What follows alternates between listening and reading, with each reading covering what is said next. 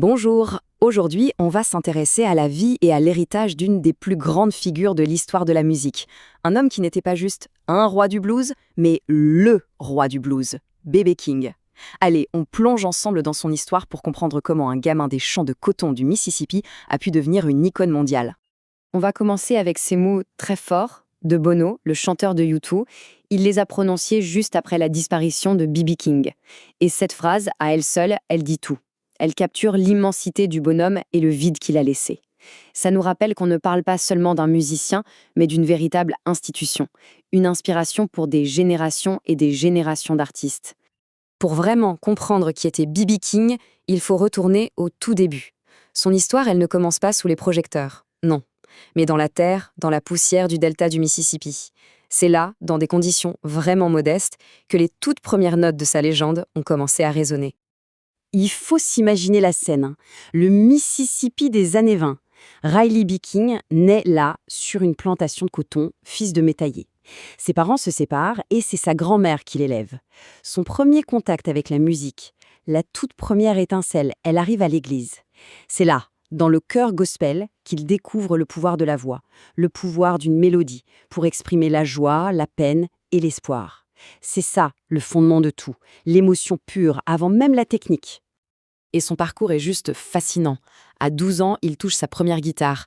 Adolescent, il a une sorte de double vie. Le jour, il est conducteur de tracteur, un boulot hyper dur, et le soir, il est musicien. Il joue dans des quatuors de gospel. Et puis, en 1946, c'est le grand saut. Il décide de suivre son cousin, le grand bluesman Booker White, vers la ville qui va absolument tout changer pour lui. Memphis, dans le Tennessee. Memphis, ça a été son laboratoire. C'est là que le jeune Riley King va se métamorphoser. Ce n'est plus juste un jeune qui gratte la guitare, c'est un artiste qui commence à absorber tout ce qu'il entend pour créer un son qui, au final, n'appartiendra qu'à lui. Voyons un peu comment il a construit cette signature sonore si reconnaissable. Son nom de scène, si iconique, est né à Memphis. Il travaillait comme DJ à la radio et il se fait d'abord appeler le Beale Street Blues Boy en hommage à la célèbre rue musicale de la ville. C'est un peu long, donc le nom est vite raccourci en Blues Boy, puis finalement, pour que ça claque bien, ça devient BB. C'est aussi à Memphis qu'il entend pour la première fois la guitare électrique de T-Bone Walker. Et là, c'est une révélation, un vrai choc. Il a dit lui-même, dès que je l'ai entendu, j'ai su qu'il fallait que j'aie une guitare électrique.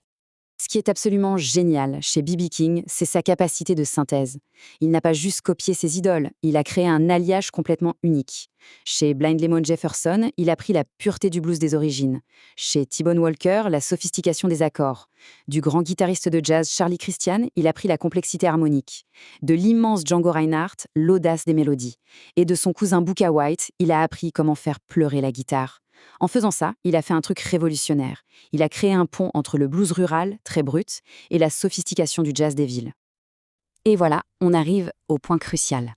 Plutôt que d'utiliser un bottleneck, vous savez, ce petit tube en verre ou en métal, B.B. King a mis au point une technique avec ses doigts pour tordre la corde et la faire vibrer. Ce vibrato, un peu comme un battement d'ailes de papillon, c'est devenu sa signature absolue. On le reconnaît dès la première note. Mais l'innovation ne s'arrête pas là.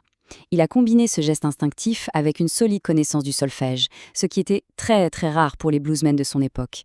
Il a réussi à unir le cœur et l'esprit, l'émotion et la théorie. Une fois son style bien en place, l'ascension a été fulgurante.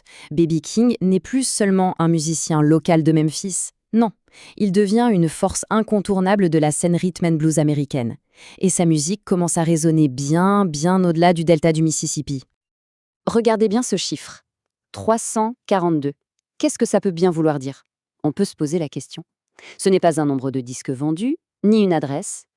Et voilà la réponse. En 1956, B.B. King a donné 342 concerts. C'est presque un concert par jour. Ce chiffre, il est juste hallucinant. Et il illustre parfaitement son éthique de travail. C'était un bourreau de travail, un artiste qui vivait pour la scène, pour son public. C'est cette dévotion totale qui a construit sa carrière, soir après soir, ville après ville. Pendant les années 50, les succès s'enchaînent et deviennent de véritables classiques. Il y a d'abord eu son premier numéro 1 dans les classements R&B, l'incontournable 3 O'Clock Blues, qui le propulse vraiment au sommet. Et puis des titres comme Everyday Have the Blues ou Sweet Little Angel. Ce ne sont plus juste des chansons, ce sont des hymnes qui définissent le son de toute une décennie et qui le font passer du statut de musicien de club à celui de star nationale. Et puis arrive 1969, une année charnière. Avec The Thrill Is Gone, B.B. King explose les barrières des genres. Le public blanc, les fans de rock, découvrent ce maître absolu du blues. Le son est plus produit, avec des violons, mais l'émotion, elle, reste intacte, pure. Cette chanson lui ouvre les portes des plus grandes scènes du monde. La même année, il fait la première partie de la tournée américaine des Rolling Stones. Le King du blues est désormais adoubé par la royauté du rock. Passons maintenant de sa carrière à son impact, à son héritage. L'héritage de B.B. King, ça ne se mesure pas seulement en nombre de disques vendus ou en récompenses. Non, ça se mesure au nombre de milliers de musiciens qui ont pris une guitare en l'écoutant et en se disant « c'est ça que je veux faire, je veux jouer comme ça ». Ce qui est passionnant, c'est de voir ce cycle de l'influence. B.B. King a appris de son idole, T-Bone Walker. Et puis, à son tour, il est devenu l'idole. La référence absolue pour toute une génération de guitaristes de rock et de blues, et pas des moindres, Eric Clapton, Mike Bloomfield, Duane Allman, ils ont tous, absolument tous, puisé dans son phrasé, dans son vibrato, dans sa capacité à dire tellement de choses avec si peu de notes. Et sa musique n'a jamais été démodée, jamais. Il suffit de regarder ses collaborations. En 1988, il enregistre One Love Comes to Town avec U2 et il touche une toute nouvelle génération. En 2000, il sort l'album Riding with the King avec son disciple Eric Clapton. Ces projets montrent bien qu'il n'était pas une relique du passé, mais une force musicale bien vivante, respectée par tout le monde, peu importe l'âge. Et il n'a jamais voulu s'arrêter. En 2006, à 80 ans, il se lance dans une tournée d'adieu. Mais quand un journaliste lui demande si c'est vraiment la dernière, il répond avec cet humour qui le caractérisait si bien en citant le titre d'un James Bond, « Never say never again », ne jamais dire jamais. Et de fait, il a continué à tourner pendant des années. Sa passion pour la scène était juste inextinguible. B.B. King nous a finalement quittés le 14 mai 2015. La nouvelle de sa mort a provoqué une véritable onde de choc mondiale. Les hommages sont arrivés de partout, d'Eric Clapton à Snoop Dogg, en passant bien sûr par U2, qui a rejoué leur chanson en son honneur le soir même. La boucle était bouclée, on revenait aux mots de Bono qu'on a vus au début. Le monde disait au roi. Et tout ça, ça nous amène à une dernière question. La question finale.